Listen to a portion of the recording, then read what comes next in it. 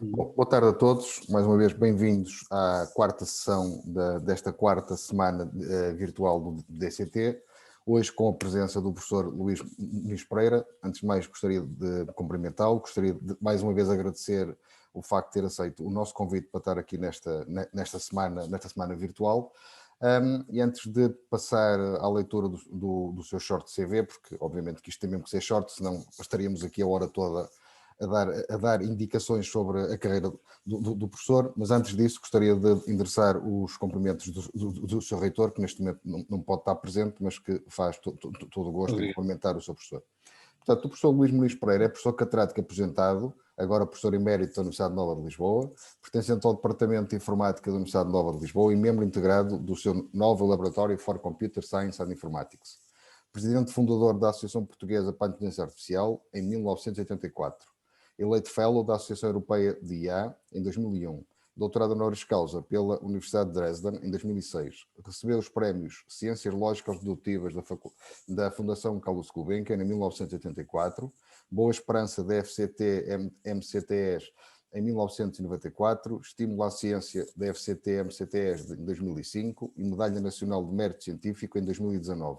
A sua investigação foca-se na representação do conhecimento e raciocínio, na programação em lógica, nas ciências cognitivas e na teoria dos jogos evolucionários. Obviamente que isto é um resumo do CV do seu professor.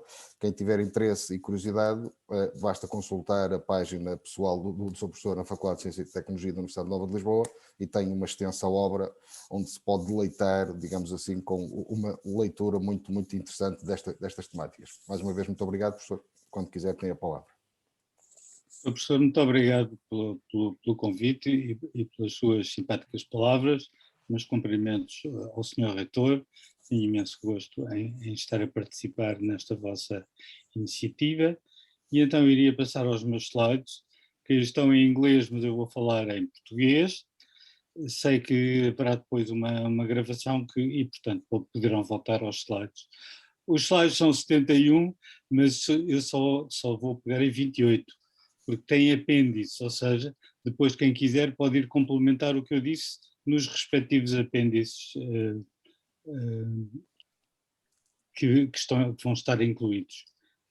Então eu vou fazer aqui, partilhar o meu ecrã, se eu soubesse como. Apareceu aqui o botão. Ora bem.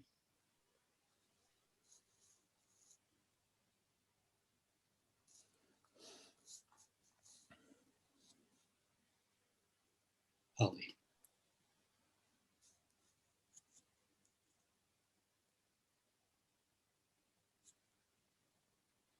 Não está a vir. Mas vai aparecer. Já há pouco também estava a demorar, mas depois aparece. Já fiz de outra maneira e agora fiz dessa maneira. Okay. Pronto. Então, como é que eu tiro esta galeria de fotos de cima do slide? Mas não se vê daqui deste lado, professor. Esteja à vontade. Sim, mas prejudica-me a mim. Mas aqui... Tapa-me os slides. Vamos ver. Está aqui qualquer coisa. Muito bem. Já o pus noutra janela. Então, este é o título da minha palestra. From Machine Morals to the Machinery of Morality. Vamos ver o que é que une estas duas coisas, afinal de contas. Mas o próprio título indica isso, quer dizer, ao querermos incutir as máquinas com moralidade, acabamos por perceber que a nossa própria moralidade tem uma certa maquinaria. E é essa maquinaria que nós tentamos passar para a máquina.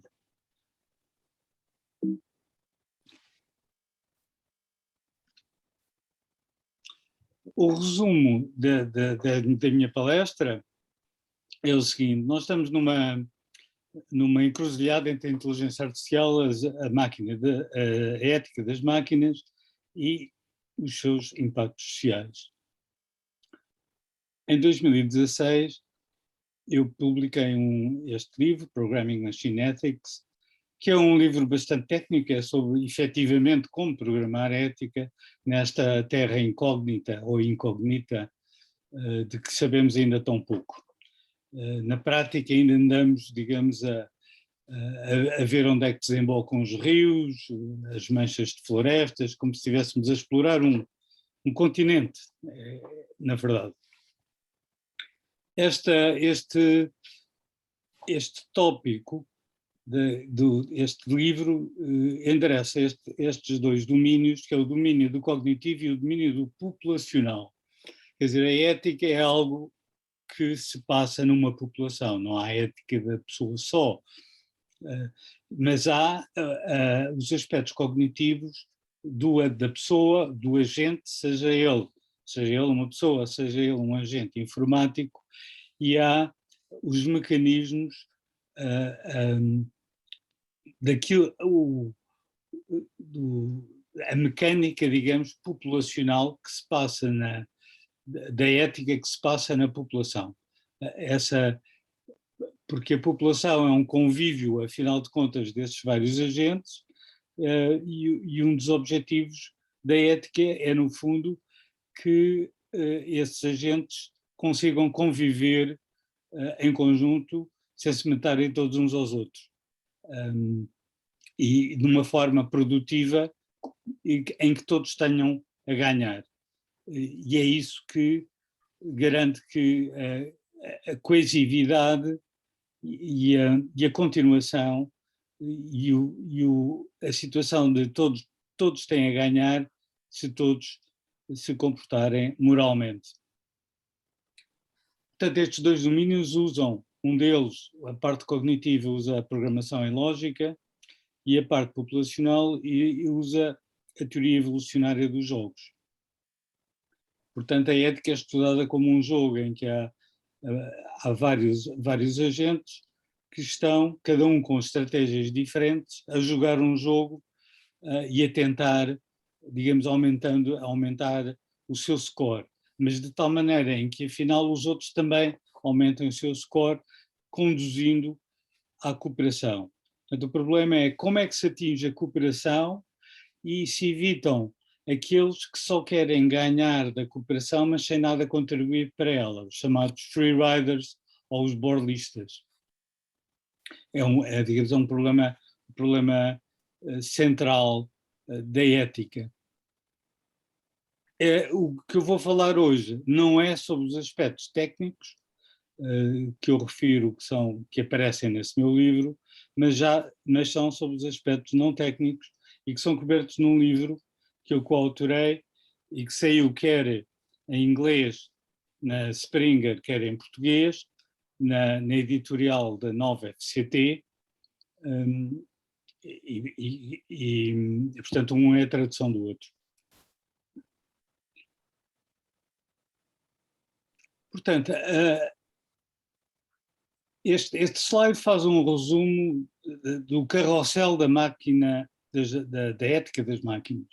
É um carrossel porque estas coisas andam todas à volta umas das outras e cada círculo é, por sua vez, um carrossel.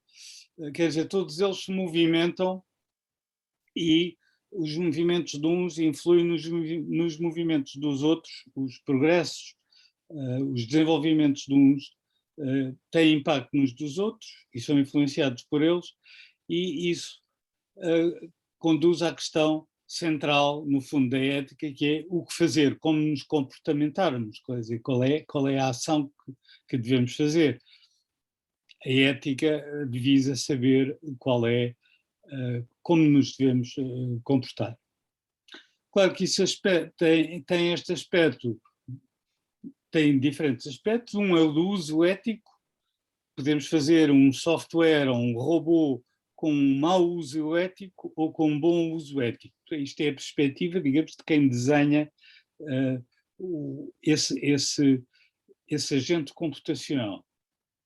Depois, há o aspecto da autonomia que nós outorgamos ao robô ou ao software.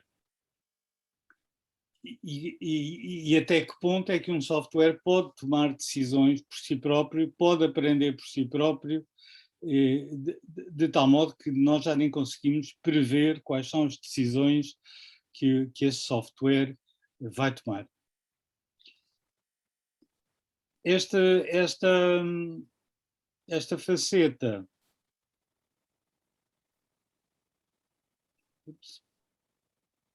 dos valores humanos e ética significa que, na verdade, chama-se este o problema do alinhamento, quer dizer, a ética das máquinas tem que estar alinhada com a nossa própria ética, porque eles vão conviver connosco, também convivem entre eles, são em robôs, por exemplo, em Marte, mas, em geral, robôs, software autónomo e humanos convivem no mesmo espaço e, portanto, os seus valores éticos têm que estar alinhados, senão era uma grande confusão e não estávamos a atingir os objetivos que desejávamos. No fim do dia, o resultado da investigação da ética das máquinas tem que se traduzir em legislação. A legislação se aplica, sei lá, aos carros sem condutor, os graus de autonomia que certos tipos de software podem ou não ter, tudo isso tem que estar legislado, porque se não está legislado não se consegue haver uma noção de responsabilidade dos atores. E, portanto, a legislação tem que acompanhar o progresso técnico de forma a que ele se traduza em algo que toda a gente conhece e que é aceite pelos nossos órgãos governativos, digamos assim. Depois, claro que há os aspectos técnicos, nem tudo o que nós queríamos programar no que diz respeito à moral, sabemos fazê-lo. E há técnicas mais ou menos eficientes, mais ou menos possíveis ou impossíveis, consoante o estado da arte, e são as tais especificidades da programação, da ética, que vêm referidos naquele meu primeiro livro e que eu não vou aqui de todo discutir, é uma coisa mais para discutir com informáticos. Finalmente, tudo isto tem, como era de esperar, um impacto social. E é um impacto social que é interdisciplinar, envolve os técnicos, envolve o ensino, envolve a jurisprudência, envolve a sociologia, envolve o contrato social e, portanto, é uma área que eu tenho dito para as quais as universidades deviam estar vocacionadas para pegar, porque têm dentro de si as várias faculdades, as várias valências, têm os seus hábitos de discussão e se houvesse uma promoção em termos de projetos de investigação interdisciplinares que fossem justamente focados em endereçar esta problemática geral. E quanto mais cedo melhor, porque na verdade, como o assunto é complexo, nós estamos necessariamente muito atrasados, mas queremos, eu já vou explicar melhor o porquê, queremos em 1930 já poder ter algo de mais avançado neste assunto. Porque, essencialmente, a criação destas máquinas mais autónomas vai substituir pessoas nos seus locais de trabalho por software ou por robôs. E põe-se toda a questão de o que é que acontece ao contrato social e que desequilíbrios sociais podem ocorrer e, afinal de contas, quem é que ganha com a inteligência artificial. Neste momento já se sabe, quando se fala tanto de inteligência artificial, já se sabe que o hiato entre ricos e pobres está a aumentar, em virtude do aparecimento da inteligência artificial. Também já se sabe várias previsões por exemplo, da agência McKinsey, da Pew Research, da OCDE, todas elas apontam para que em 1930 14% haverá um adicional de 14% atribuível à inteligência artificial, 14% de desemprego em resultado só da inteligência artificial. E esses dados, essas previsões têm sido feitas todos os anos e vai-se confirmando que se não fizermos nada é isso que acontece. Isto para deixar no ar, digamos, a importância da problemática, antes de entrarmos agora em aspectos de mais detalhe. Porquê é que queremos máquinas éticas? Eu já disse o porquê. Sente-se já uma necessidade. Há robôs que já tratam de pessoas em lares, em hospitais. Há drones com autonomia. Há carros sem condutor. Há jogos.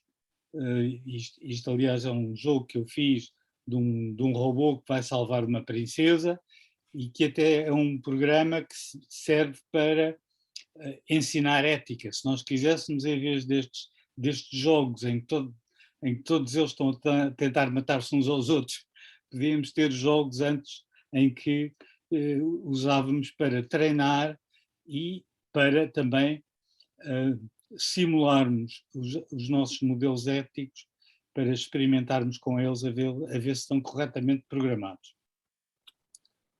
Se for à minha página pessoal, depois podem encontrar até correr este programa e ver o robô a tentar salvar a princesa.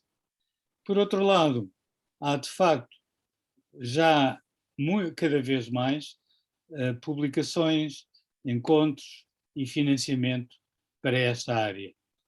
Neste momento é um autêntico tsunami, digamos, de ideias, de papers, de grupos, de conferências. Este ano vai-se dar pela a terceira edição da conferência Inteligência Artificial, Ética e Sociedade.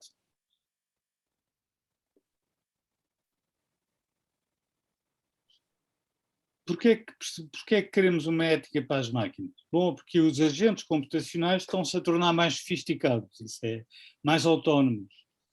Começam a agir em grupo. Podemos imaginar drones a agirem em grupo. Já há lanchas da marinha a agirem em grupo. E a formar populações que incluem seres humanos.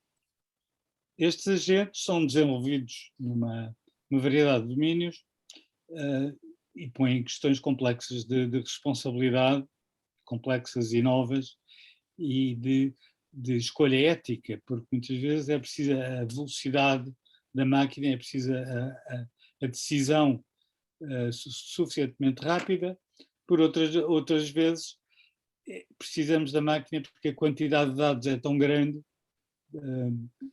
a chamada Big Data, que cada vez é mais big, que é usada para as máquinas poderem tomar uma decisão ou nos sugerirem uma decisão.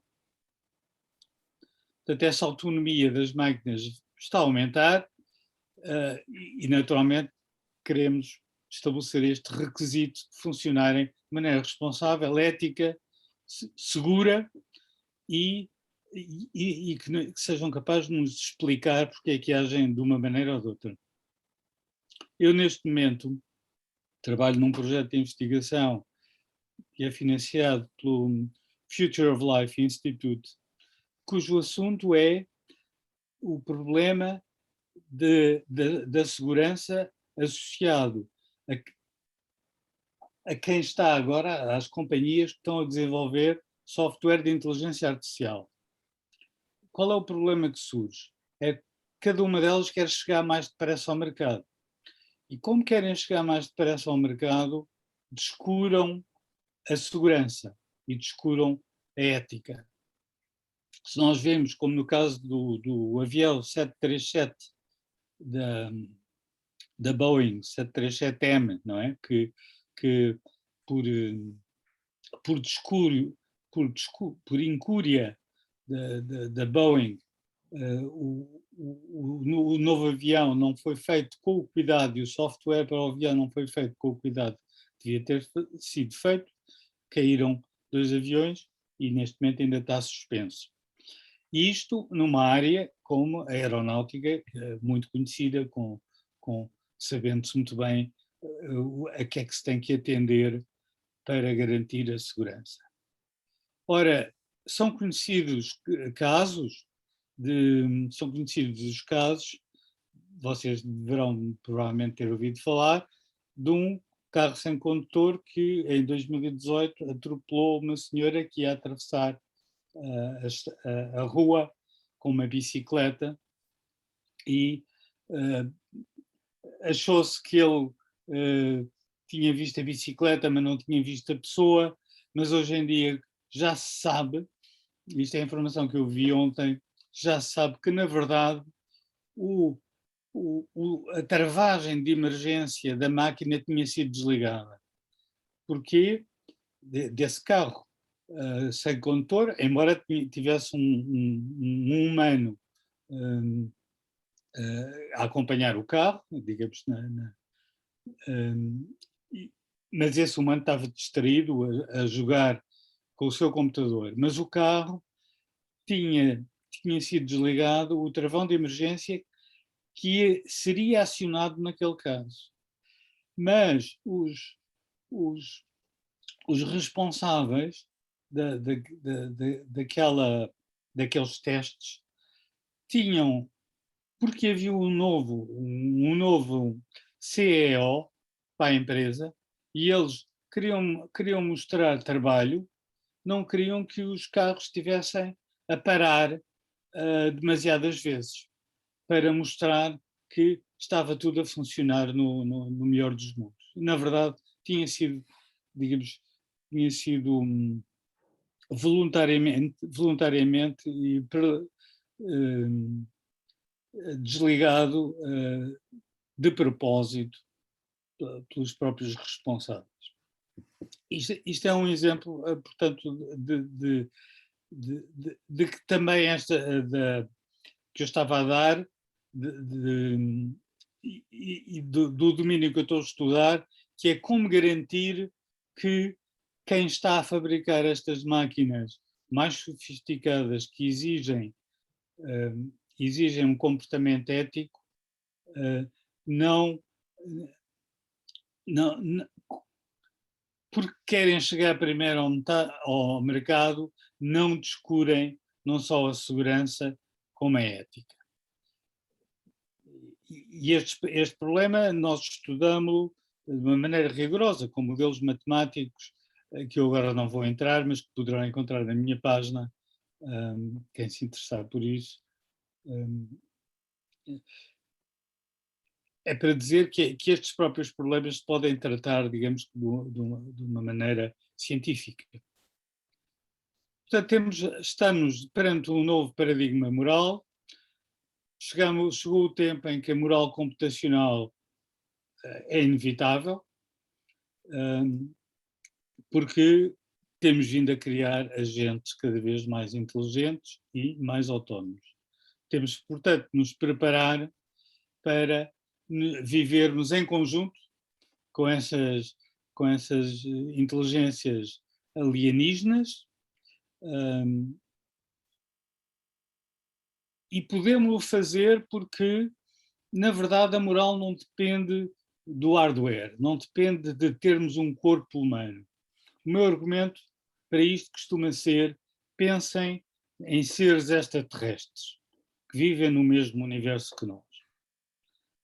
E, portanto, eles também têm que ter uma moral se querem ser cooperativos, se querem ter uma sociedade em que em que existe uma ética.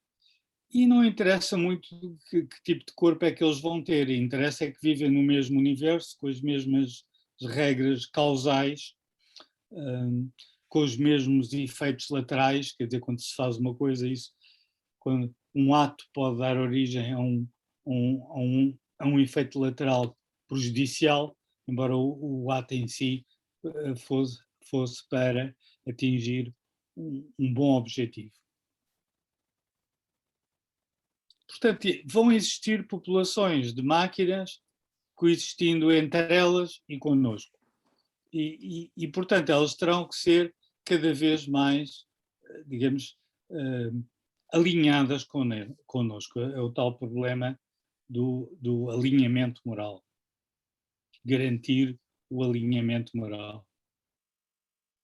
O meu livro de 2016, A Máquina Iluminada, que foi publicado na editora Fronteira do Caos, do Porto, explora estes paradigmas. Tem uma página no Facebook, Máquina Iluminada, e poderão... o livro está esgotado, mas ainda há uns exemplares na Fronteira do Caos. Salvo erro, há um na Amazon espanhola. Como é que como fazer uma ética para as máquinas? Bom, a ética para as máquinas, como eu já chamei a atenção, congrega muitos domínios e disciplinas, como a filosofia, a lei, a psicologia, a antropologia, a biologia evolucionária, a economia e a inteligência artificial. Eu tenho estudado bastante a biologia evolucionária porque, no fundo, a moral evoluiu. A moral que nós temos é o resultado da evolução da nossa espécie. E, portanto, nós podemos ir buscar inspiração à biologia evolucionária e, uma vez que não temos uma máquina do tempo para ir ao passado, podemos, no entanto, fazer simulações em computador, que é o que eu faço. Suponhamos que são estas as regras morais. Ponhamos aqui 1000 agentes a jogar com estas regras, vários tipos de jogos. Eles evoluem para cooperarem ou não? Que tipo de regras é que se devem impor ao jogo para que isso aconteça?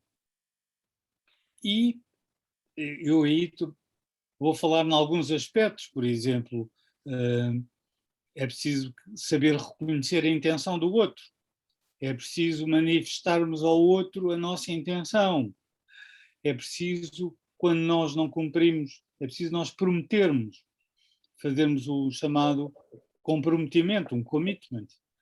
E o que é que acontece se não obedecermos ao nosso comprometimento? Bom, aí surgem as questões do pedido de desculpas, surge a questão de sermos desculpados ou não, surge a questão de nos sentirmos culpados. Por exemplo,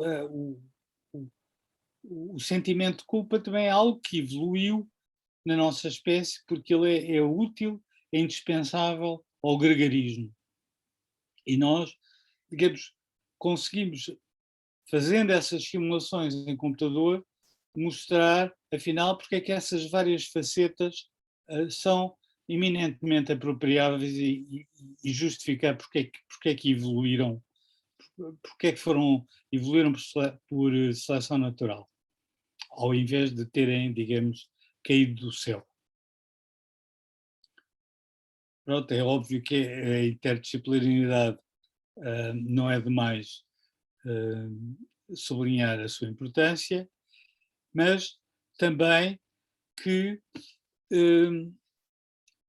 nós, ao criarmos esses modelos computacionais de teorias éticas, acabamos por perceber melhor a nossa própria ética e a nossa própria moral.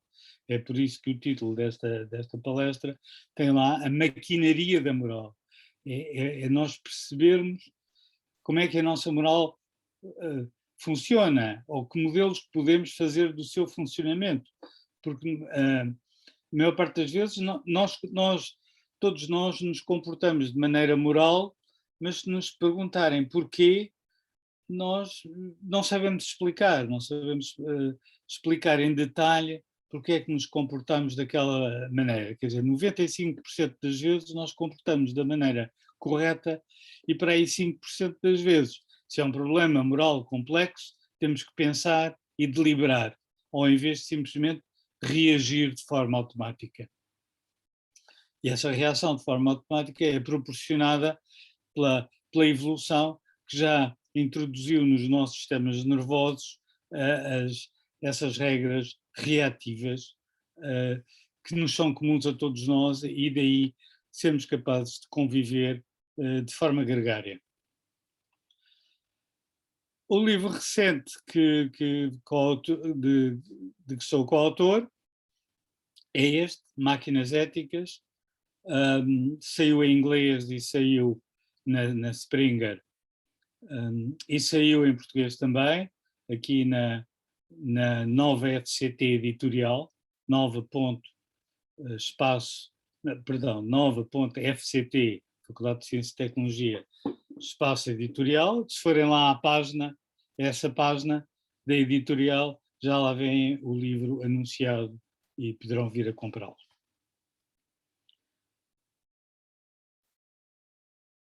O António Lopes é um amigo meu que é filósofo, e a ideia do livro, que nós tivemos 3 anos para fazer este livro, e para vos dar ideia do conteúdo dele, porque o assunto é tão vasto, que uma monografia sobre máquinas éticas, atendendo ao estado da arte, ao tal tsunami de publicações que ocorre atualmente, era uma coisa para centenas de páginas, um livro, digamos, uma monografia académica. Eu tive a ideia de pedir a este meu amigo filósofo, e que é mestre em moral, que lesse os meus trabalhos de programação, de máquinas éticas, e se pusesse na posição de uma pessoa interessada no tema e que perguntas é que lhe vinham, que lhe suscitavam esses trabalhos. E ele pôs-se nessa posição e eu dei-lhe a liberdade completa. Dizes, tu é que escolhes exatamente as perguntas e eu, digamos, vou dar as respostas que estão nos trabalhos que fiz com outros autores. E assim foi, portanto, o livro é um diálogo platónico. Claro que ao fim de 3 anos eu já estava também a fazer perguntas e ele também a dar respostas, e o livro é o resultado desse trabalho conjunto. E claro, vai buscar a filosofia, vai buscar a história da filosofia, toda a problemática da ética e das várias escolas éticas que são conhecidas. Mas, portanto, os aspectos técnicos depois têm apontadores para os trabalhos especializados técnicos, mais informáticos. Ora bem. Portanto, como eu disse anteriormente, há 2 domínios há 2 domínios em relação a 2 realms, domínios em relação à ética das máquinas. Um tem a ver, como já disse, é o nível individual e tem a ver com as nossas capacidades cognitivas. Quer dizer, nós temos de ter a capacidade cognitiva para convivermos moralmente com outros.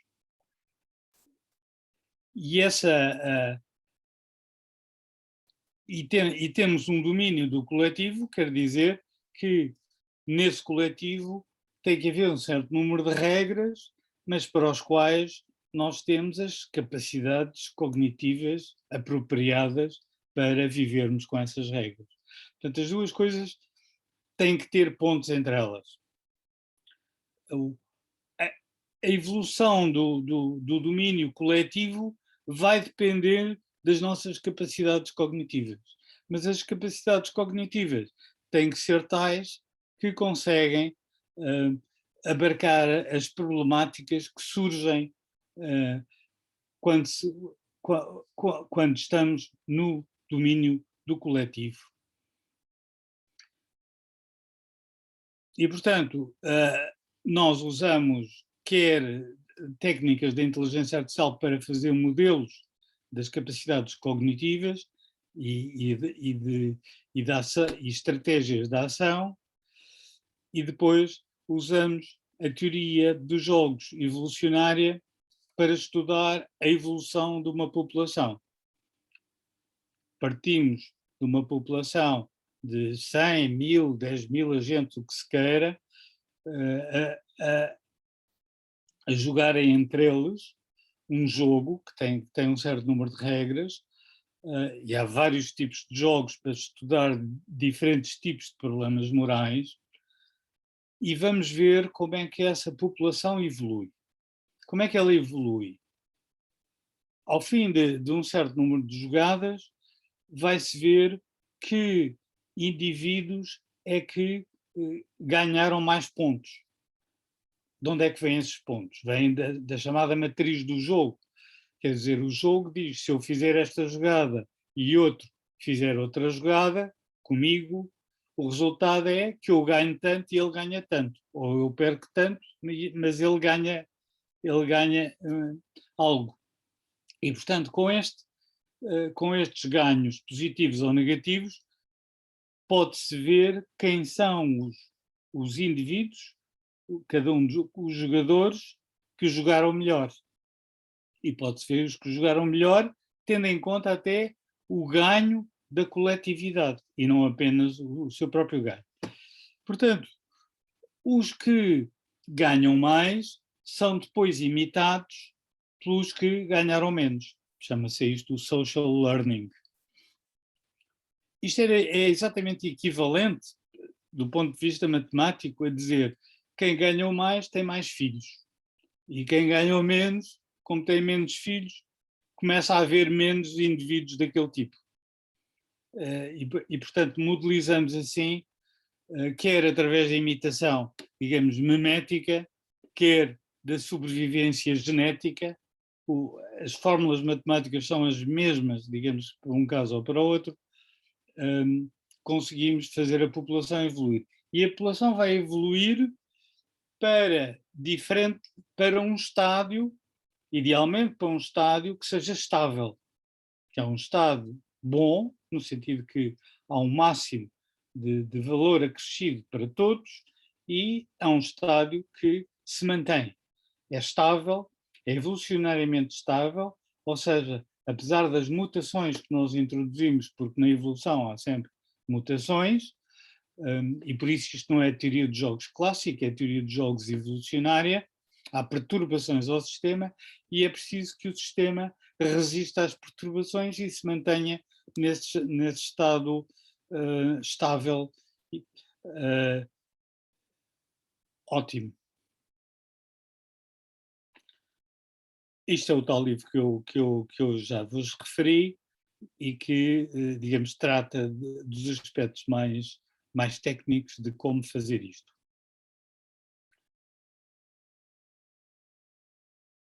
Agora eu ia endereçar a questão dos códigos de ética e valores. Estou, na verdade, a voltar atrás àquele carrossel e a um dos seus subcarrosséis, que é a questão dos valores, tendo em vista os impactos sociais e como nós devemos introduzir códigos de ética ou normativos na nossa sociedade, sei lá, tal como temos códigos atualmente para a biologia, não é? Temos uma Comissão Nacional de Ética da Biologia e temos códigos de ética em muitas profissões, sei lá, como Na engenharia civil, há códigos de ética que dizem que o edifício tem que ser construído com uma certa estrutura, tem que resistir a tremores de uma certa violência, e às chuvas e ventos, etc. Mas esta zona da ética das máquinas não se consegue reduzir a um código de ética profissional, porque, como viram, transvasa, a sua problemática transvasa de longe o que pode ser um código de ética profissional, mas também o terá que haver. E, em particular, há aqui efeitos profundos no mercado de emprego, porque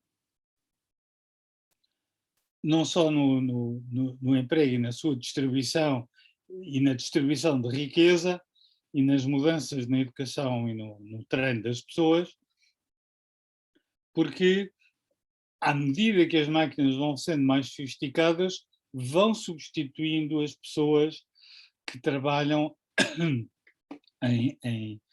em postos de trabalho que não são tão sofisticados e podem ser alcançados pelas máquinas, em primeiro lugar, os chamados low-hanging fruit, quer dizer, a fruta que está à mão. Claro que depois há a fruta que está lá mais em cima, e hoje em dia a inteligência artificial de que se fala, do data mining, do deep learning, no fundo, eu diria que não é mais do que 10% da inteligência artificial. Vem aí ainda uma inteligência artificial muito a sério, apesar de atualmente já se pôr em questões muito sérias. Eu já vou explicar porquê. Pronto, aqui estou a repetir o que já disse, os códigos profissionais não chegam e, na verdade, nós temos aqui há uma questão vexatória que nós não estudamos antecipadamente, com a devida atenção, o resultado, os impactos dos avanços tecnológicos. Porque avanço tecnológico não implica avanço social, são duas coisas diferentes. Lá porque eu tenho um telemóvel altamente sofisticado, não quer dizer que o seu uso social, inclusive pelas crianças e adolescentes, porque pode prejudicar o seu desenvolvimento mental. Não quer dizer, a tecnologia boa só por si não significa uma apropriação social boa só por si. Mas há uma tendência para confundir as duas coisas. Lá porque é um progresso tecnológico, é um progresso social. Não é assim. Portanto, o código de ética não pode ser repousar meramente sobre racionalidade técnica. Isto eu já referi antes, que é que os robôs e o software, até mais o software do que os robôs, porque o robô é uma coisa com um corpo que é difícil de construir, custa mais caro, ao passo que o software reproduz facilmente e invade todo o mundo quase instantaneamente. Portanto, quando se fala de ética, é mais importante, digamos, a ética do software do que a ética propriamente dos robôs, embora os robôs são dominados são controlados pelo software.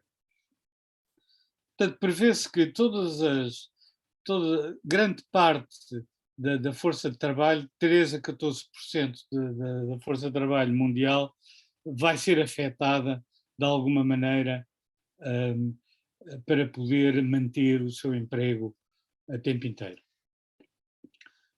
E, como disse, prevê-se que haja em 1930, já daqui a 9 anos, 14% de desemprego adicionais só é resultado da introdução da inteligência artificial nos mercados e na nossa sociedade.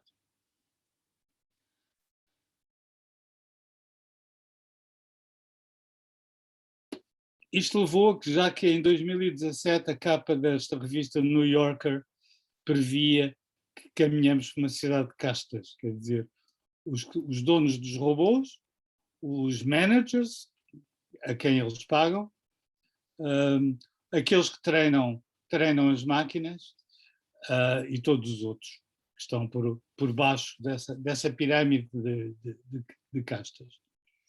Aqui vê-se a que é que isso pode conduzir: um humano a receber esmola de um robô, o cão, o cão real tem inveja aqui do cão robótico. O cão robótico vai com um ar muito, muito prazenteiro, e o cão real vive aqui com este sem-abrigo.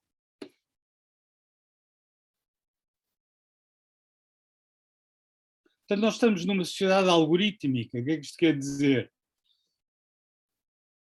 Cada vez mais nós sentimos isto, tudo são algoritmos, regras, nós vamos ao computador online para fazer o que quer que seja e temos que seguir as regras que nos são apresentadas, e não outras quaisquer. E muitas vezes somos conduzidos nessas regras por um algoritmo que está a conversar connosco. Nós quereríamos falar com o humano, mas não, temos que seguir aquele protocolo do algoritmo. E, portanto, os que controlam os recursos e o acesso aos recursos desse modo têm um grande poder.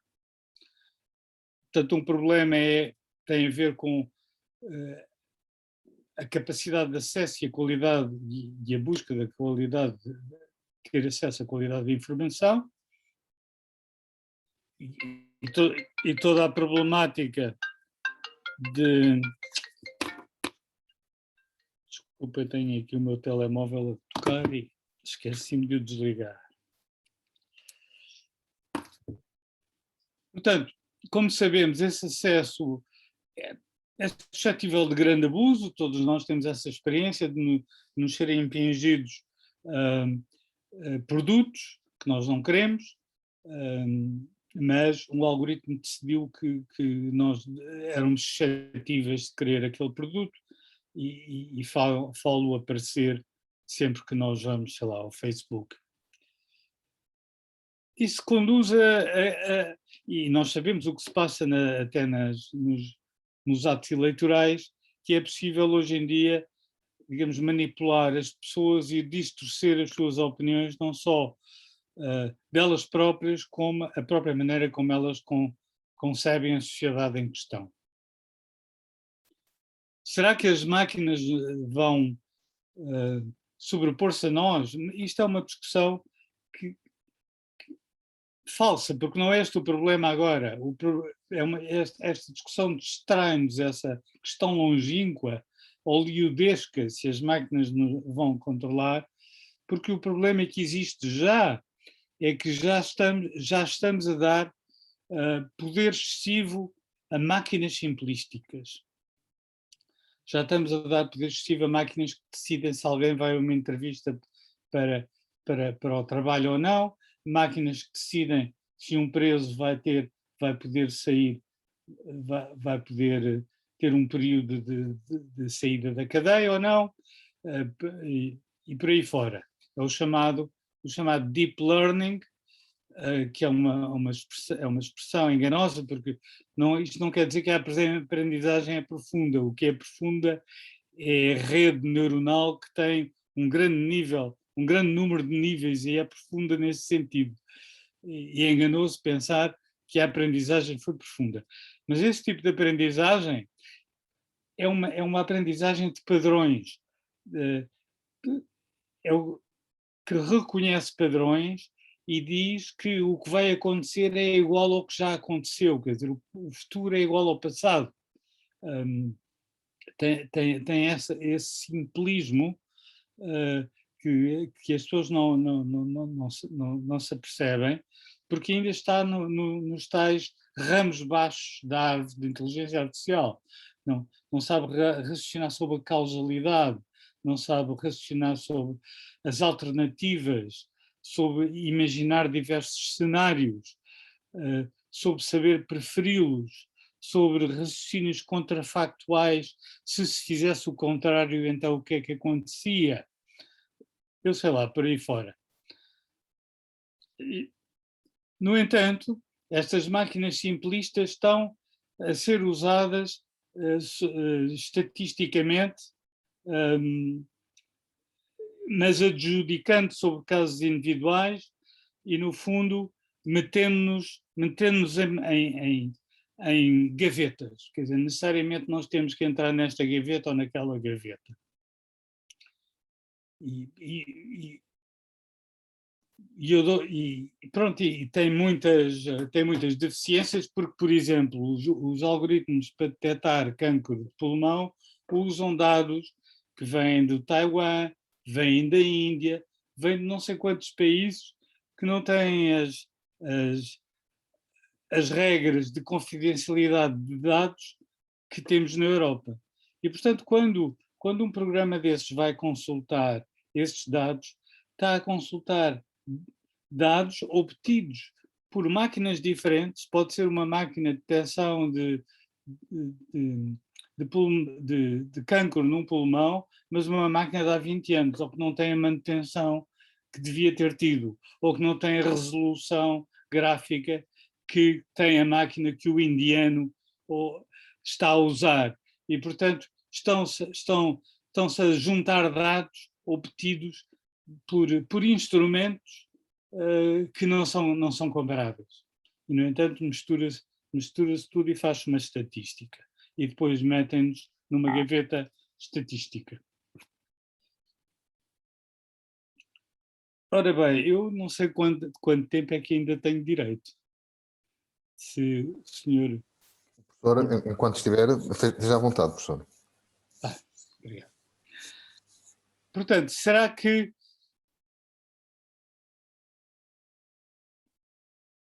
Pois, portanto, eu já acabo de mencionar que realmente atualmente já há máquinas a quem se dá capacidade de decisão. Há drones, há programas para dizer quem é que vai à entrevista de emprego, aos tais carros sem condutores, e nenhum desses programas são capazes de explicar porque é que chegaram àquela conclusão. Porquê? Porque são programas meramente estatísticos. E, no entanto, a explicabilidade, a responsabilidade é algo de essencial à moralidade. Nós temos que saber por que razão o outro fez ou não fez o que fez, e isso tem que nos ser explicado. É da essência da moral que haja a explicabilidade a qual se associa à responsabilidade. Ora, nós próprios nem sabemos, não sabemos o suficiente para, computacionalmente até, portanto, do ponto de vista até de técnica de informática e de linguagens de programação que tenham as construções adequadas para programar moral, e também as dificuldades não se reduzem a problemas técnicos, porque, como vimos, as questões são muito mais abrangentes e não são problemas simplesmente a resolver por tecnocratas. Por fim, nós precisávamos de saber muito mais sobre a nossa própria moral, ou seja, ter muito mais investigação sobre a nossa moral para sabermos melhor, digamos, o que é que moral é que queremos incutir às máquinas que vão conviver connosco. E não queremos cair na situação da máquina dizer: eu fiz isto, estava simplesmente a seguir uma ordem, fui programado assim, e, portanto, não posso ser responsabilizado. Esta era a justificação, a conhecida justificação no tribunal de Nuremberg, em que os nazis diziam: não, eu só estava a seguir ordens. Não. nós vamos ter que construir máquinas que possam dizer, não, eu não faço não obedeço a essa ordem, porque acho eticamente má. Portanto, as máquinas as ordens têm, mesmo as que foram programadas, têm que ser suscetíveis de serem questionadas pelas próprias máquinas. Portanto, tem que ter uma capacidade crítica.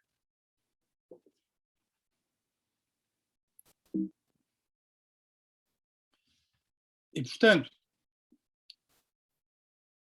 há um grande risco da delegação em máquinas se elas não têm essas capacidades que são pressupostas em agentes autónomos capazes de tomarem decisões morais. E, portanto, um grande risco é estarmos já a fazer isso com máquinas, como eu disse, demasiado simples, que é o que está a acontecer, de facto. Mas, como nos dizem, não, isso foi o computador que disse, isso foi tudo programado, nós temos a tendência para aceitar. Não, isto é alta tecnologia, de ponta, e nós não sabemos de maneira nenhuma questionar, até porque a máquina não é capaz de nos explicar porque é que decidiu o que decidiu acerca da nossa procura de emprego.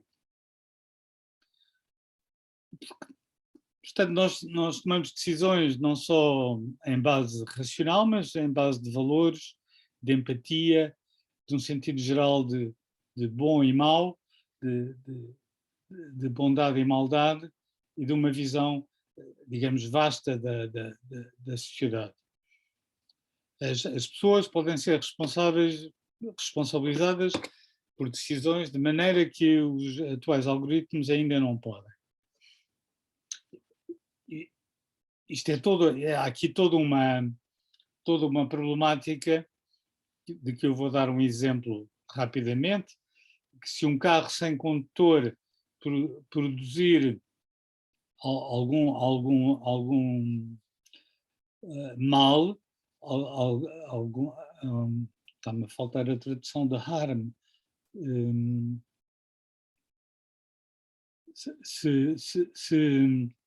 se produzir tiver um comportamento que penalizante de alguém, por exemplo, atropelando alguém, nós perguntamos quem é o responsável? É o carro? É o programa do carro? É o dono do carro que já o comprou assim? É o fabricante do carro? Ou é o Estado ou o governo que deixou aqueles carros circularem? É que fala-se muito pouco disso. Normalmente só se fala nas responsabilidades anteriores, e a tendência é dizer, não, o responsável ou é o dono do carro, porque não estava a usá-lo bem, ou é quem fabricou o carro porque não o fabricou como deve ser. Mas quem fabrica carros autónomos tem que os fabricar de acordo com regras de segurança e éticas, tal como quem fabrica aviões tem que os fabricar de acordo com aquelas regras todas. O mesmo se dizendo para os nossos elevadores, que são todas as semanas são verificados, estão a comportar-se bem. Isto é, se eu, para ter a carta de condução, tenho que fazer um teste, por maioria de razão, o carro sem condutor tem que fazer um teste. E um teste muito mais exigente, porque a partir dele não é humano, tem que ser muito mais exigente do que o teste normal aos humanos. Portanto, os governos têm que introduzir legislação e os juízes, quem faz depois a legislação e a jurisprudência que a justifica, é também responsável por ter autorizado que aquele tipo de máquinas possa funcionar num certo ambiente. Também nós não desejamos simplesmente evitar o mal, também queremos produzir o bem comum. E, portanto, põe-se toda a questão de como distribuir a riqueza traduzida pelo progresso da inteligência artificial. É só quem quem pôs o dinheiro para desenvolver o software que vai ganhar com essa riqueza? Ou essa riqueza é o resultado de toda a sociedade, de todas as instituições que ela tem, do sistema de ensino, do sistema de governo, do sistema judicial, de tudo aquilo que permite que uma sociedade funcione, inclusivamente toda a parte digamos, da manutenção, da saúde e da reforma das pessoas. Toda essa organização social tem que beneficiar esse todo da inteligência artificial e não apenas os donos da máquina. E por isso eu já vou argumentar sobre se as máquinas devem pagar impostos ou não.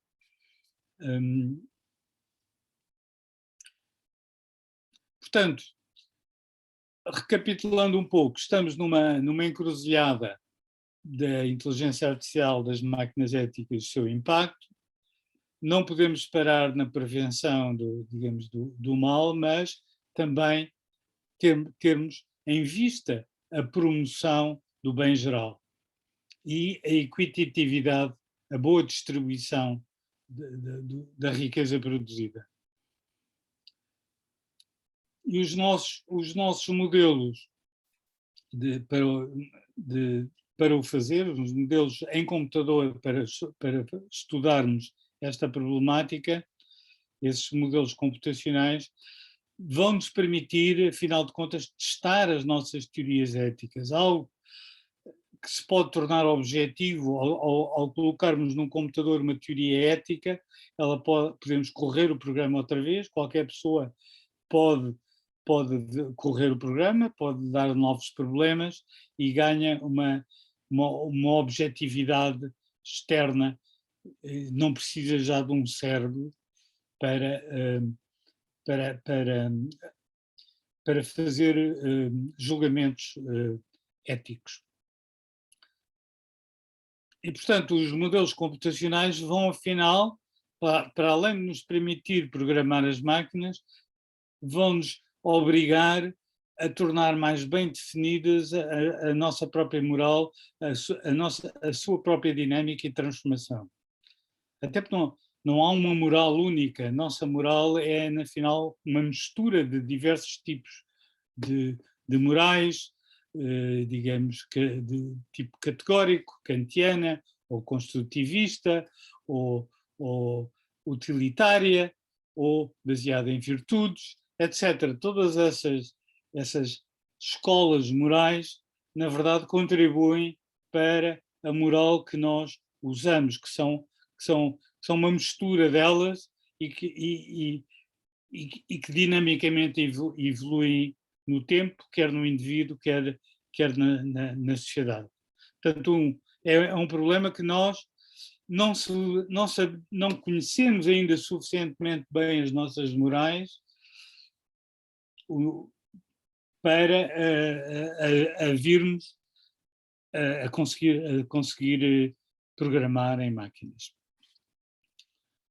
Claro que, então para onde é que vamos começar? A minha proposta é que a gente começa por casos bem específicos, onde já existem normas, como nos hospitais, nas bibliotecas, nas casas de saúde, nas trocas financeiras, nos parques de divertimento, no shopping mall, no teatro da guerra. O teatro da guerra é onde, afinal, até existem mais normas morais, onde estão mais bem definidas e estão subscritas por todos os países, não é? Quando é que é lícito eu disparar sobre o meu inimigo?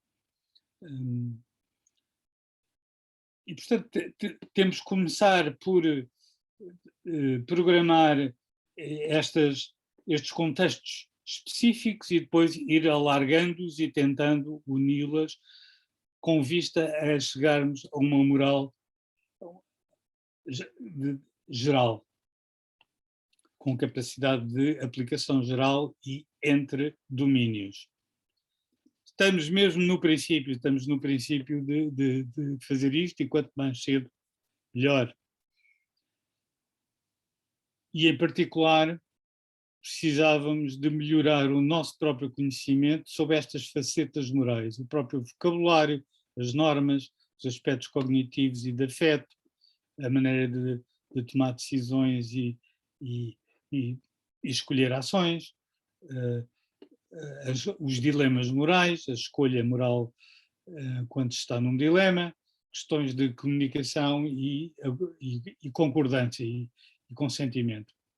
Não sabemos o suficiente sobre nenhuma destas. E, portanto,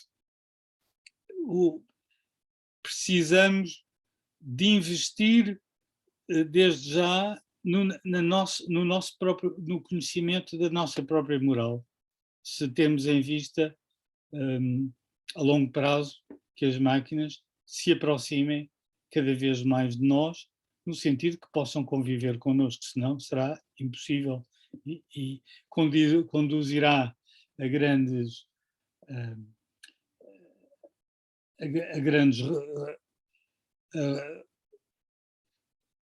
revoltas, no sentido que as pessoas se revoltarão contra o contrato social, que se não for mudado, o contrato social vai ter que ser suficientemente mudado, e estou-me a referir às questões do emprego e substituição de pessoas por máquinas, e já vou no próximo slide voltar a esse ponto. Estou aqui a enfatizar que temos que ter máquinas com morais compatíveis com as nossas, obviamente. Diferentes construtores de máquinas têm, no entanto, que construir máquinas que se entendem entre si. Nós não podemos estar a pressupor que todas as máquinas vêm do mesmo fabricante e têm todas a mesma moral. Não? Eles vêm fabricantes diferentes, e como é que dois robôs que fazem a segurança num centro comercial, eles próprios cooperam numa altura em que a segurança esteja em causa. Sendo que a partir deles, se calhar, até competiriam, porque vêm de fabricantes diferentes, e os fabricantes de umas máquinas não querem que elas cooperem com as outras, querem que as máquinas sejam todas do mesmo fabricante. E, claro, naturalmente existirão robôs, tal como há software que são deliberadamente programados com intenções sinistras. E, portanto, dos objetivos importantes da moral é saber detectar os tais freeriders, os tais borlistas, os tais mentirosos, e estamos aqui a falar também da falsa informação, a falsa manifestação de intenções, e, portanto, todas estas técnicas podem ser usadas no seu contrário. E, portanto, a moral tem que incluir a detecção e o controle da imoralidade. Porque aí onde haverá capacidade de programar moral, haverá capacidade de programar a imoralidade. E só devemos aceitar aquelas máquinas inteligentes que tenham um compasso moral, uma direção, uma orientação moral semelhante às nossas. Mas tão cedo não podemos esperar uma máquina que tenha uma moralidade genérica.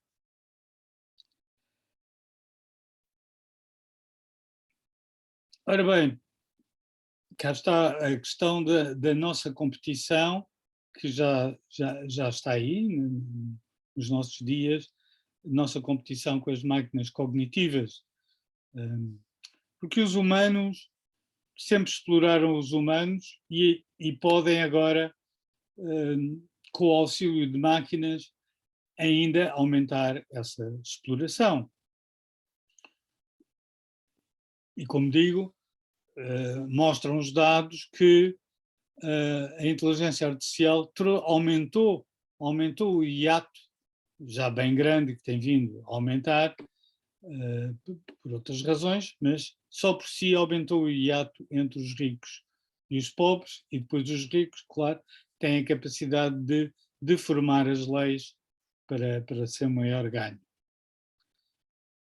Portanto, esta sociedade em que nós vemos competitiva, de consumismo forçado, de impor às pessoas objetivos que elas se calhar não desejavam de todo, com todas as técnicas de marketing que se usam hoje em dia da inteligência artificial, criam-nos um novo problema de grande amplitude, e é da nossa responsabilidade tentar que isto não leve a uma violenta, um violento pôr em causa social do contrato social. Quer dizer, o contrato social vigente tem que ser mudado para garantir que estas novas forças não tragam os resultados indesejáveis, porque se entrega apenas àqueles que querem explorar mais e ganhar mais, é isso mesmo que vai acontecer. E não estamos a trabalhar nem em mecanismos de controle, em acordos internacionais adotados pelos países, tal como tem que haver uma cooperação na área do clima, vai ter que haver uma cooperação internacional na área da produção de máquinas com estas capacidades, porque não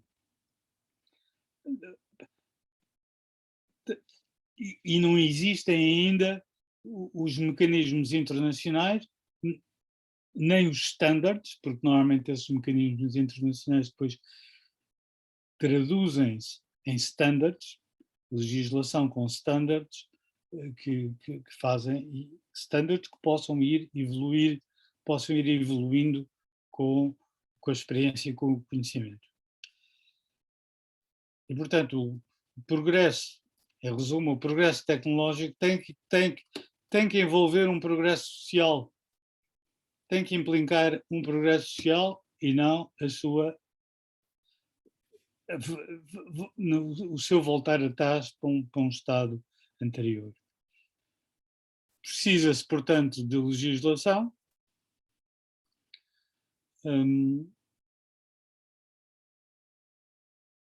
Os partidos, os governos, a União Europeia estão a ser muito lentos na elaboração dos estudos e dos impactos sociais e do enquadramento legal, essencialmente na União Europeia, que tem 51 expertos a estudar este problema há 2 anos. O que eles fazem é dizer: estão aqui, e pode ser consultado, estão aqui estas guidelines, as empresas devem seguir as guidelines, se quiserem, e depois haverá alguém que vai ver se elas cumprem ou não. Quem são esses alguém? São auditores. E esses auditores são auditores privados, tal como nós hoje em dia temos os auditores dos bancos, temos os auditores da banca. E nós sabemos que a banca vai depois fazer encomendas de trabalho, encomendas de estudos aos auditores que as vão auditar no futuro, e sabemos que, pronto, há um girar de portas, não é? De uma porta giratória de pessoas que passam de uma para a outra, e portanto, a União Europeia não pode dizer simplesmente que isto será entregue a auditores. Portanto, eu acho que, tal como há no nosso Parlamento e noutros, há comissões nacionais de bioética responsáveis perante o Parlamento, e não são responsáveis perante o Governo, são responsáveis diretamente para a Assembleia, para o Presidente da Assembleia. Deverá haver também como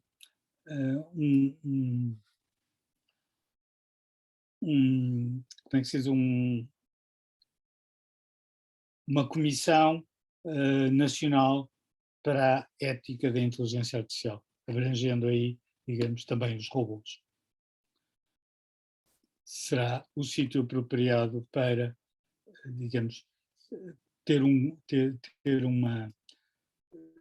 antevisão, não só de fazer estudos previsíveis do que pode acontecer e tomar medidas antes que aconteça aquilo que não queremos que aconteça, e para ir regulando o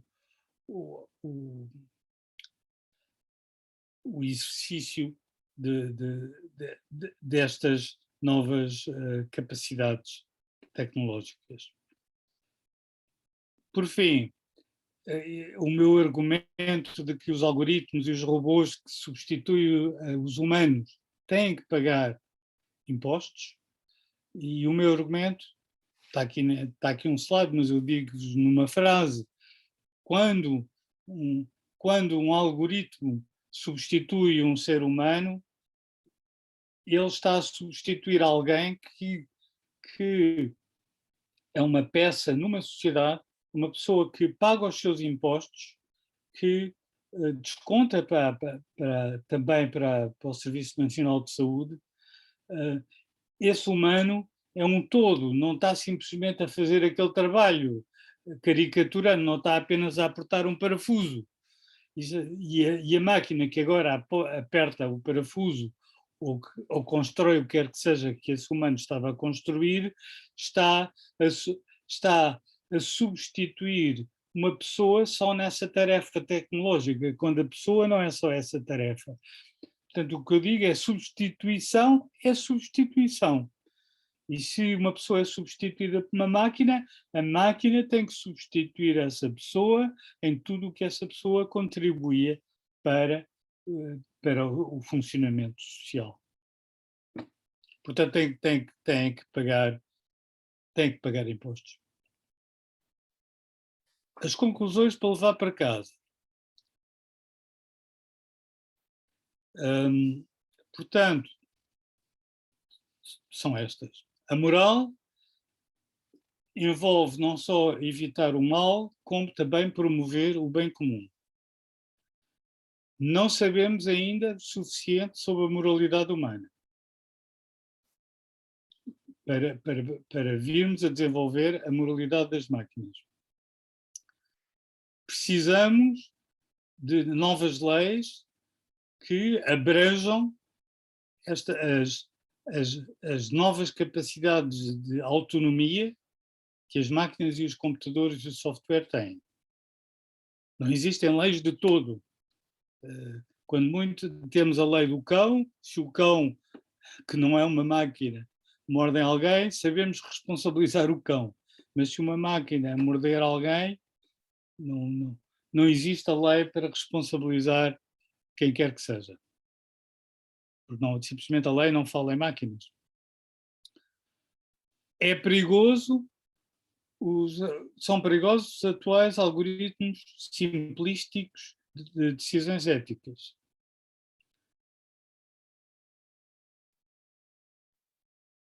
E pretende-se garantir que toda a gente venha a beneficiar da riqueza produzida por esta tecnologia. Quer dizer, isto é uma riqueza produzida pelo conhecimento, um conhecimento que vem muito de longe, que tem conhecimento que não é apenas técnico, é todo o conhecimento humano que tornou possível chegarmos a este ponto da evolução de tentarmos fazer máquinas que são até certo ponto parecidas connosco e cada vez mais, portanto, com a capacidade de nos intersubstituir. no primeiro livro que eu vos mostrei, A Máquina Iluminada, eu argumento para evoluirmos para uma situação de simbiose, quer dizer, nós e as máquinas evoluímos em conjunto de uma maneira simbiótica, digamos, bem articulada. Não somos nós contra as máquinas ou as máquinas contra nós, não é? O que vai evoluir é essa simbiose. Isso é clássico, o homem evolui simbioticamente com os seus instrumentos. Só que aqui o caso, digamos, acaba por estar mais acentuado. E, portanto, teremos que necessariamente tornar mais profundo a investigação interdisciplinar deste tema. Os meus agradecimentos aqui aos meus coautores de vários países, e o meu slide final é este, que é um robô que está a pensar, está aqui num teatro de guerra e está a pensar: mato-os ou não? E ao fim, obrigado pela vossa atenção. Muito obrigado, professor, pela sua excelente exposição e esta viagem que fez connosco aqui. E ele só pedir se podia retirar a partilha para podermos ficar todos visíveis. É capaz de ser mais fácil. Ok, claro. Já estamos todos visíveis. Iria agora abrir um espaço a perguntas, a comentários, a debate. Se alguém quiser colocar alguma questão, por favor, é abrir o micro e fazer a questão.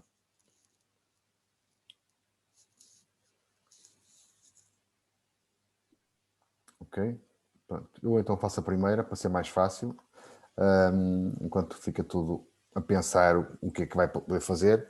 Eu li com muita atenção um texto que o professor escreveu num livro muito interessante, que é Ensaios sobre a Ciência e Cultura, e em que disserta um bocadinho à volta destas coisas, desta apresentação que fez aqui, e vi algumas frases que achei alguma piada e que gostaria que o professor comentasse se tivesse nessa disposição. Portanto, o professor, a páginas tantas, no seu texto, diz que, passo a citar, os computadores de hoje já mostram saber desenvolver o altruísmo, mas também ludibriar outrem por conta própria. Como é que o professor consegue explicar isto? Ou seja, conseguem desenvolver altruísmo e ao mesmo tempo também conseguem ludibriar outrem por conta própria. Podia esclarecer? Outra enquanto que? Outrem por conta própria. Por conta própria, sim. Pois.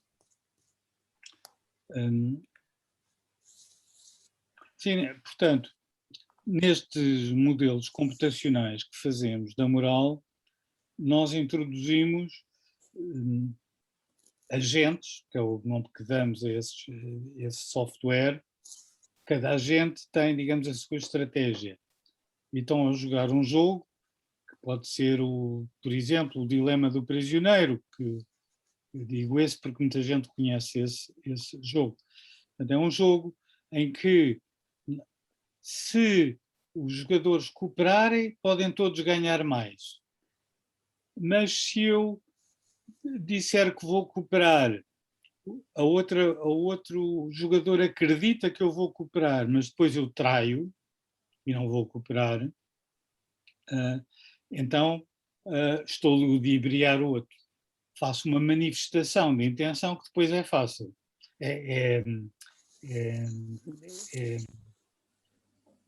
Que é uma manifestação de intenção que é mentirosa, que é uma mentira. Digo que vou fazer uma coisa e depois faço outra. Portanto, aí consigo ludibriar.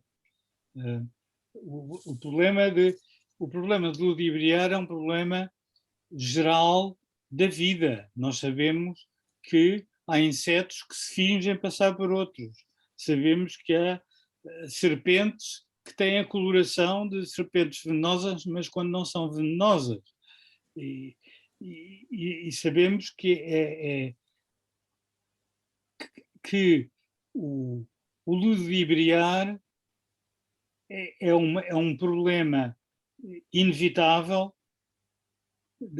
da convivência em conjunto.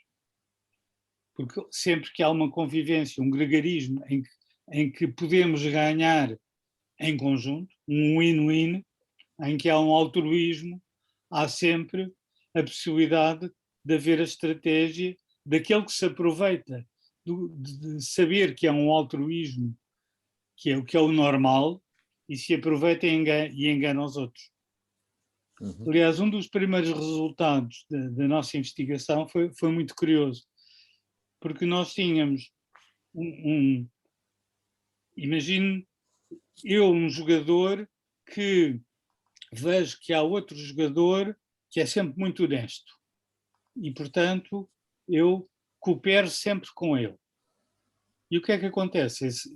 Se eu cooperar sempre com esse que é sempre honesto, mesmo quando ele joga, quando alguém o aldraba, ele continua a ser bonzinho com quem o aldraba. O que é que acontece? É que esse ingênuo está a fazer com que os aldrabões consigam sobreviver. Portanto, eu não devo acalentar os ingênuos, eu devo, quando descubro uma pessoa ingênua demais, eu não devo colaborar com ela, porque significa que estou a reproduzir os ingênuos, que são o pão para a boca dos oportunistas. Portanto, deste modo surpreendente, eu vejo que se eu for demasiado altruísta, estou, sem querer, a criar as condições para os maldosos continuarem. Portanto, é um pouco contraditório eu não posso ser demasiado bom. Tenho que ser bonzinho, mas só até certo ponto. Ou, por exemplo, outro exemplo, que é o da culpa. Se eu já tiver em mim uma noção de culpa, e nós temos, na nossa espécie nascemos com uma culpa kantiana qualquer, já no nosso sistema nervoso, com uma noção de tempo, com uma noção de culpa. Porquê? Porque se eu fizer uma jogada consigo de tal maneira que o resultado final é pior do que se eu tivesse feito outra jogada em que ganhávamos os dois mais, era melhor que eu tivesse feito outra jogada. E, portanto, a culpa resulta dessa capacidade de olhar para trás e pensar: se eu tivesse feito isto, ao invés de ter feito aquilo, teria sido melhor. E, portanto, nós já automaticamente temos uma culpa interior, que é uma espécie de castigo interior, autocastigo, se não escolhermos a jogada que vai ser melhor para os dois. Isso. E, portanto, é a existência de um pouco de culpa que melhora o bem-estar global. Mas, se eu me sentir culpado e jogar a favor de outra pessoa, a qual essa pessoa nunca se sente culpada, essa pessoa vai se aproveitar de mim, porque sabe que eu me sinto culpado e essa pessoa está-se bem nas tintas para a culpa, não tem culpa nenhuma. Portanto, é bom, e nós vimos que haja uma dose de culpa, mas só até certo ponto.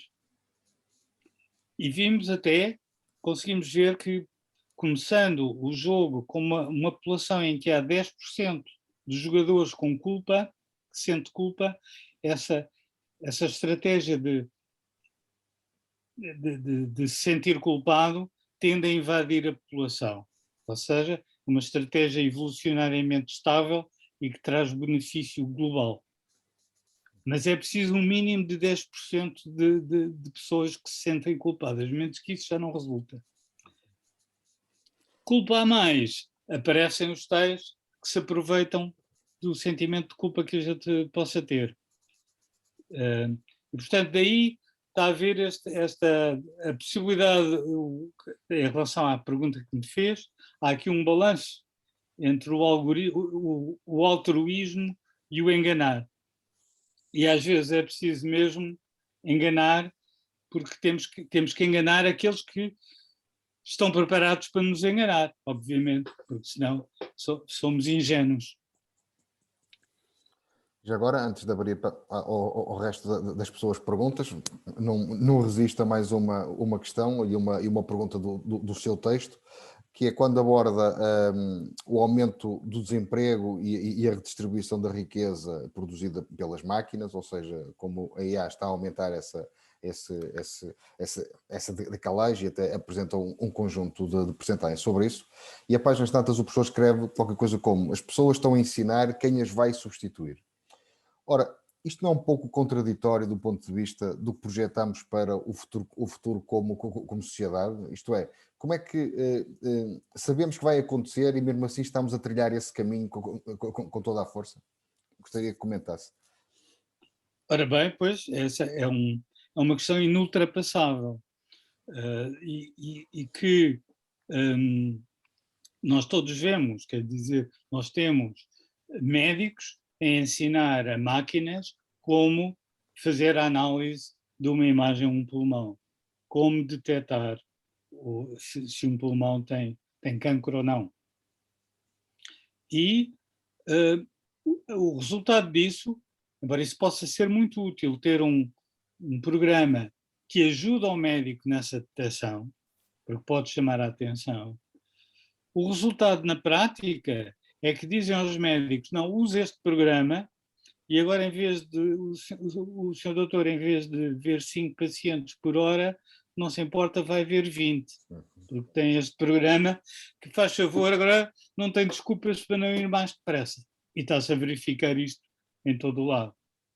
E, portanto, e os próprios médicos estão a criar programas que vão substituir os médicos. E quando esses programas, como eu disse, são simplistas, fazem extrapolações estatísticas, estão simplesmente a pressupor que o futuro é igual ao passado. Portanto, pelas características vistas em alguém num dado presente, vão meter essa pessoa numa gaveta estatística e dizer: essa pessoa tem X anos de vida, não vale a pena operá-la, vá antes operar aquela outra, de uma maneira perfeitamente estatística, sem capacidade de pôr em causa, de fazer, de explicar a sua porque é que dá esse alvitre, porque não há explicação a dar, é uma mera estatística. E quando nós sabemos que os casos são tão diferentes, a ciência está sempre a evoluir mais e o próprio médico devia ter a capacidade, portanto, devemos exigir ao programa que se explique, ao médico que possa aceitar ou não a explicação do programa. E mesmo assim tomar uma decisão diferente do que o programa diz. Portanto, é esse o problema, estarmos, como citou a minha frase, de estarmos a dar demasiado poder, no fundo, ainda a máquinas demasiado simples, e estamos ingenuamente a deixar-nos substituir por ela, ou a deixarmos quem tem poder para isso nos substituir pelas máquinas. Era mais ou menos isso. Isto põe toda uma questão de objetivos sociais, põe toda a questão, no fundo, do contrato social, para que é esta sociedade, e se a mira é apenas o lucro e de alguns, e não apenas digamos, o lucro, o bem de toda a gente. Okay, obrigado, professor. Não sei se alguém quer colocar alguma questão ao professor Luís Pereira, enquanto o temos aqui connosco, que é sempre um privilégio. Eu não sei se posso. Força. Boa tarde. Helena Moura, não é? Sim. Força. Eu sou psicóloga e, de facto, há aqui questões muito, muito interessantes. Esta questão de haver pessoas que preferem ganhar menos porque ficam com lucro só para elas, do que cooperando ganhar mais, de facto isto tem a ver com o desenvolvimento moral, não é? E estas questões do desenvolvimento da empatia, que do ponto de vista da psicologia, e como o professor disse muito bem, são áreas em que não há acordo e que são também elas polémicas, não é? E portanto, parece-me que enquanto também ainda nem nós sabemos muito bem como é que se desenvolve, não é? O desenvolvimento moral, o desenvolvimento da empatia, a questão do bom senso, que nem nós nos entendemos muito bem ainda, como é que depois podemos programar isto nas máquinas, não é? Portanto, todas estas questões ainda estão muito no plano da reflexão, não é? E acho muito, muito interessante estas questões. É isto que me ocorre dizer. A questão da culpa e da vergonha, do ponto de vista da psicologia, também são dois aspectos que tanto podem levar a evoluir, como levar a problemas do ponto de vista psicológico, não é? São duas áreas muito interessantes, mas de facto parece-me que ainda estamos muito longe de conseguir esta cooperação, até porque nem acaba por não ser verdadeiramente genuína, não é? É algo que tem um interesse egocêntrico por trás. Portanto, acaba por não haver aqui uma verdadeira ética, no sentido mais puro do termo, não sei. É isto que me ocorre dizer e muito obrigado pelas suas reflexões. Muito obrigado pela sua chamada de atenção, que efetivamente vai ao encontro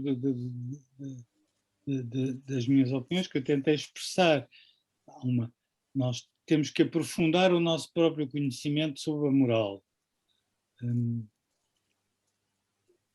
E quando falamos da moral na máquina, não temos que necessariamente pensar isto é a máquina que nós vamos utilizar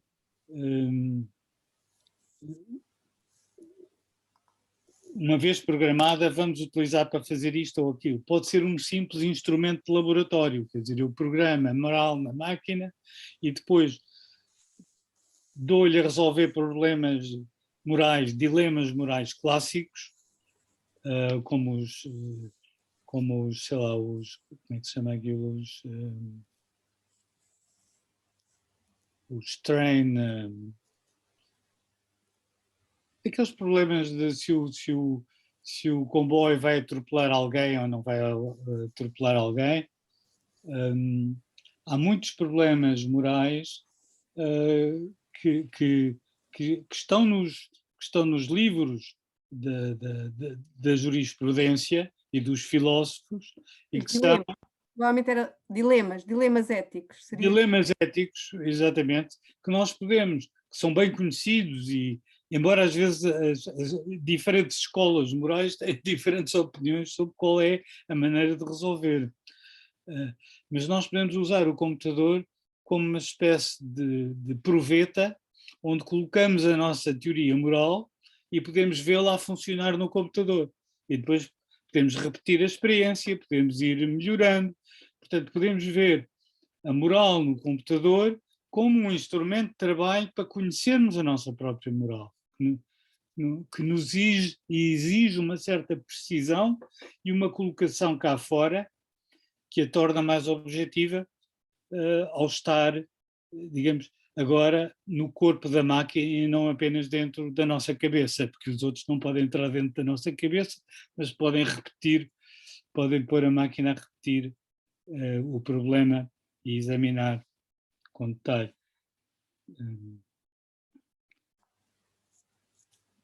Ok, obrigado, professor. Agora a professora Maria Formosinho, Dores Formosinho, quer fazer uma pergunta? Faz favor, professora. Tem que ligar o som. Professora Formosinho, tem que ligar o som, que não está ligado. Gostava. Sim, força. Em primeiro lugar, de facto, queria dar os parabéns ao organizador deste encontro e, sem dúvida alguma, ao Dr. Luís Muniz Pereira, porque a forma como equacionou os dilemas que se podem pôr no futuro, fê-lo de uma forma extremamente profunda e tocando questões que são de ordem sociopolítica, porque queiramos ou não, trata-se de uma questão que tem a ver com os modelos de contrato social que nós podemos ou queremos preservar para o futuro. Um futuro com avanço tecnológico, mas que não questione alguns dos avanços que nós instituímos com o nosso modelo de contrato social. E, portanto, nós fomos continuamente remetidos para questões que são de ordem moral, mas no sentido em que a moral remete-nos para questões de ordem, como sublinhou, neurobiológica, de ordem societal, e eu aqui a questão que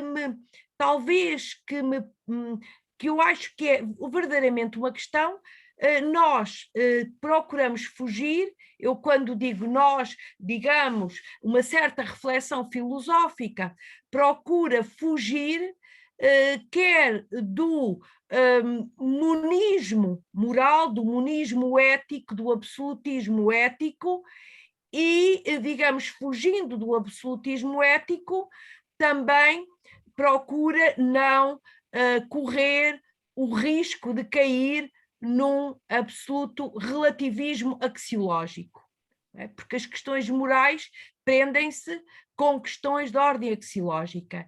E, portanto, uma via será a ética da responsabilidade, mas a ética da responsabilidade pressupõe uma análise contextual, uma análise das situações, porque eu posso ter códigos éticos, mas, digamos, esses códigos éticos, como são pensados os próprios códigos deontológicos, exigem sempre juízos de natureza prudencial, juízos reportados ao próprio contexto em que as ações decorrem e em que os agentes estão envolvidos.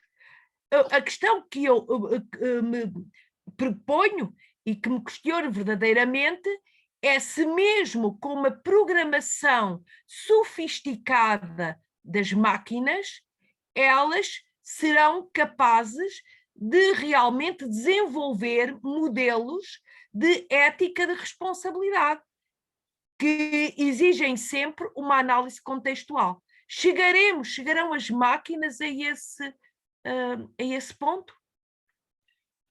Obrigado pela sua importante pergunta. Eu vejo a máquina como um espelho. Quer dizer, se a máquina não consegue, é porque eu não sei pô-la a fazer. Ela transmite-me a minha ignorância. Portanto, a questão que põe é uma questão, afinal de contas, experimental. Nós conseguiremos ou não conseguiremos? Quer a resposta seja sim, quer a resposta seja não, e o fazer a experiência é importante em si.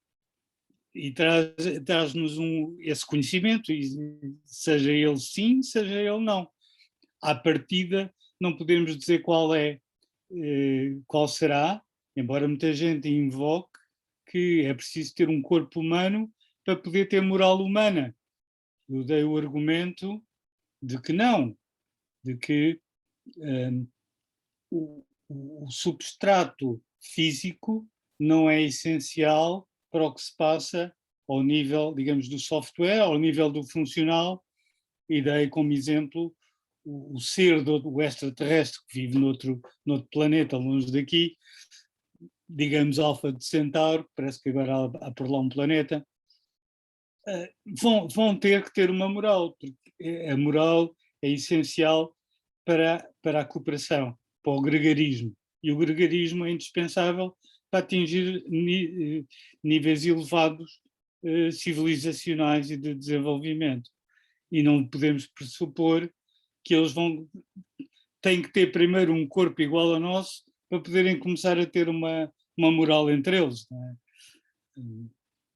E pronto, podia-se invocar Turing e os seus resultados, a máquina de Turing universal, agora é um bocadinho mais técnico, mas o que se prova, na verdade, quando nós ligamos o computador, a primeira coisa que o computador vai fazer é executar a primeira instrução que tem lá na memória. E essa instrução que ele tem na memória diz, vai executar a instrução que está no sítio da memória tal. E essa instrução que está nesse sítio da memória diz, agora vai executar a outra. Quer dizer, o computador, assim que arranca, dá o poder ao software. A partir daí, é cada instrução que diz qual é a instrução seguinte que deve ser realizada. E mais, as instruções podem se modificar umas às outras. Portanto, o sistema, às tantas, evolui, automodifica-se. E, no entanto, o hardware não se teve que modificar.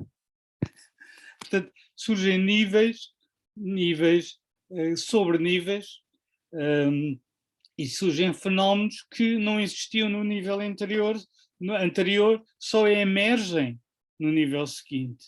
E depois haverá um nível ainda seguinte, onde só emergem ainda outros fenómenos.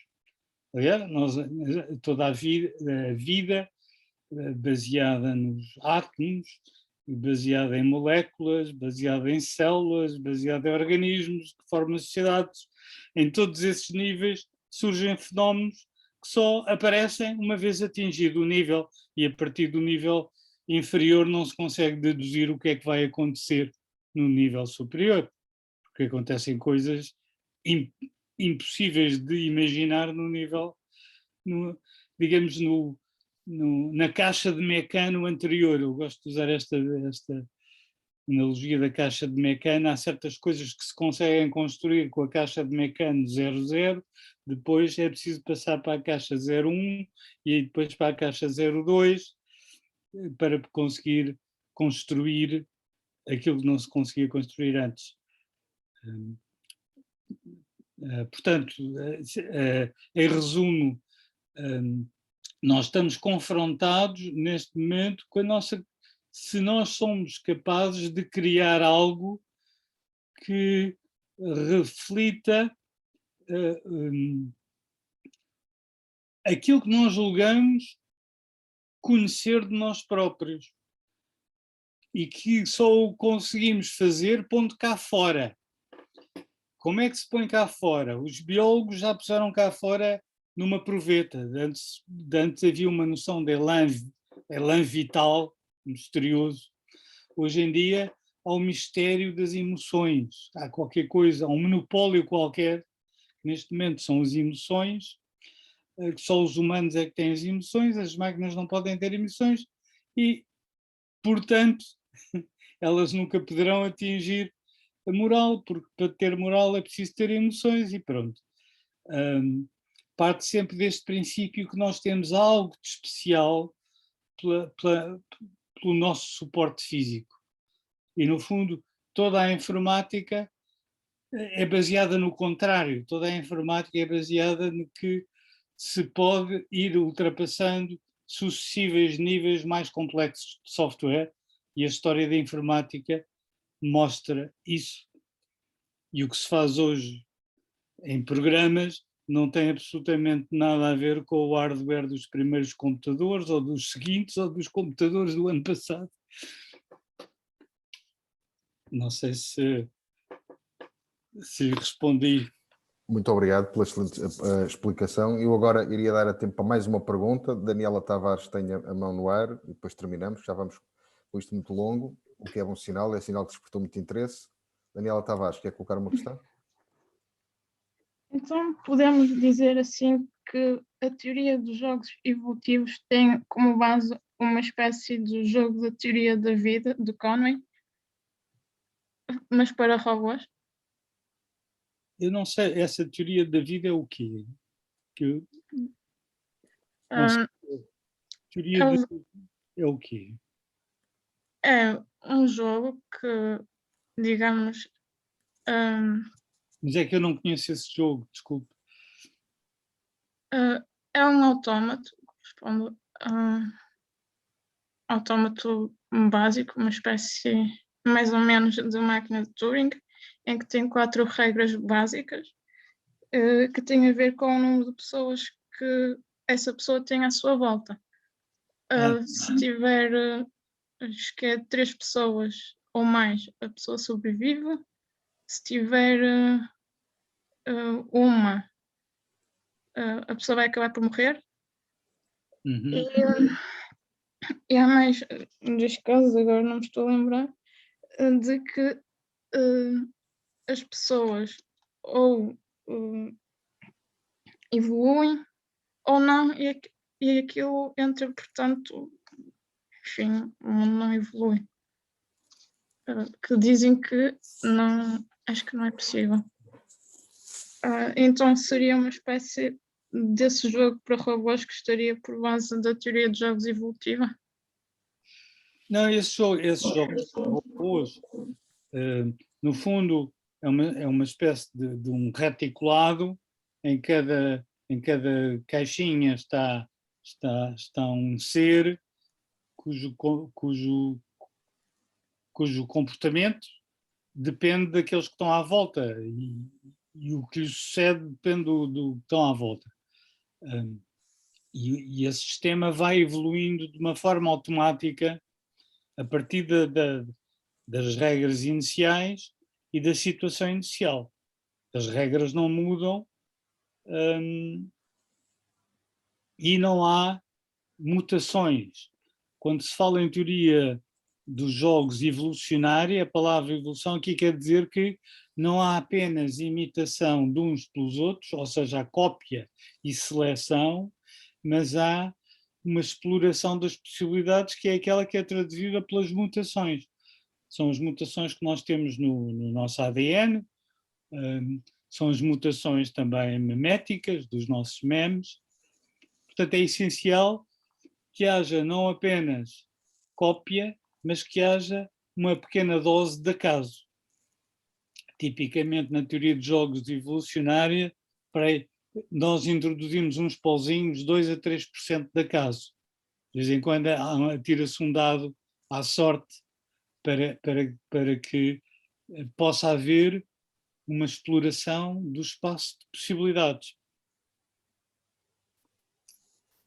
E, portanto, esse jogo que me diz é um caso muito especial, é um caso simples, em que não há mutações, não há acaso. E para a teoria ser evolucionária tem que haver mutações e acaso. Ok, professor, muito obrigado. Eu queria mais uma vez agradecer o facto do professor ter aceito este convite para estar aqui hoje presente, para dar esta fantástica palestra. Só para ter uma ideia, costumamos ter 1h, 1h05, já vamos quase em 2 horas, portanto é sinal que isto rendeu, que as pessoas ficaram presas à forma como comunicou connosco. Mais uma vez, obrigado. Quero agradecer a todos que estiveram presentes e aqueles que resistiram até esta hora. E dizer que amanhã vamos fazer a última sessão desta quarta edição com a professora Zita Martins do Instituto Superior Técnico, é uma astrobióloga cheia de projetos ligados ao espaço e, portanto, será com certeza também muito interessante. Mais uma vez, muito obrigado e muito boa noite a todos. Sr. Professor, deixe-me agradecer também o convite, e eu ia-lhe dizer que ia-lhe mandar os meus slides. Muito obrigado. Porque eu tenho 71 slides que têm uns apêndices que complementam o que eu disse, e depois se puder... Está bem, professor. Claro. Está bem, muito obrigado. Obrigado.